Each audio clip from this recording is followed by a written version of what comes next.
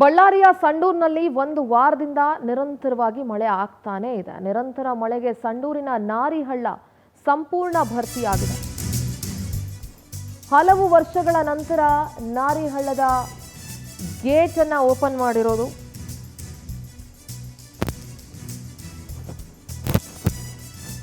ಒಡ್ಡು ತೋರಣಗಲ್ಲು ಮೂಲಕ ಸಂಚರಿಸುವಂತಹ ನಾರಿಹಳ್ಳ ಹಲವು ವರ್ಷಗಳ ನಂತರ ಇದರ ಗೇಟ್ ಓಪನ್ ಆಗಿರೋದು.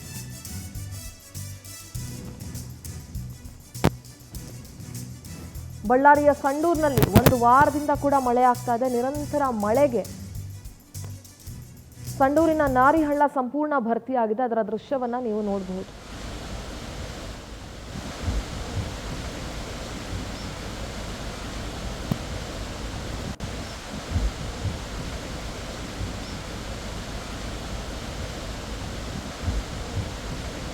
ನೋಡಿ, ಹಲವು ವರ್ಷಗಳ ನಂತರ ಇದರ ಗೇಟ್ ಓಪನ್ ಮಾಡಿರೋದು. ನಾರಿಹಳ್ಳ ಸಂಪೂರ್ಣ ಭರ್ತಿಯಾಗಿದೆ. ಒಡ್ಡ ತೋರಣಗಲ್ಲು ಇದ್ರ ಮುಖಾಂತರ ಹಾದು ಹೋಗುತ್ತೆ. ಇದು ಹಲವು ವರ್ಷಗಳ ನಂತರ ನಾರಿಹಳ್ಳದ ಗೇಟ್ ಓಪನ್ ಆಗಿದೆ. ರಾಜ್ಯಾದ್ಯಂತ ವಿಪರೀತ ಮಳೆ ಆಗ್ತಾ ಇದೆ. ಎಲ್ಲ ಭಾಗಗಳಲ್ಲೂ ಮಳೆ ಆಗ್ತಾ ಇದೆ.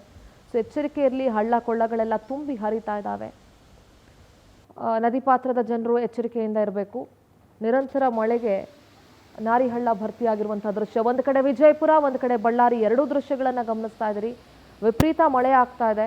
ಬಳ್ಳಾರಿಯಲ್ಲಂತೂ, ಸಂಡೂರಿನಲ್ಲಂತೂ ಒಂದು ವಾರದಿಂದ ಮಳೆ ಆಗ್ತಾನೆ ಇದೆ. ಇನ್ನು ವಿಜಯಪುರದಲ್ಲಿ ನಿನ್ನೆ ಸಂಜೆ ಅಥವಾ ನಿನ್ನೆ ರಾತ್ರಿ ಸುರಿದಂತಹ ಮಳೆಗೆ ಸಾಕಷ್ಟು ಅವಾಂತರಗಳ ಸುರಿಮಳೆನೇ ಆಗೋಗಿದೆ ಅಲ್ಲಿ.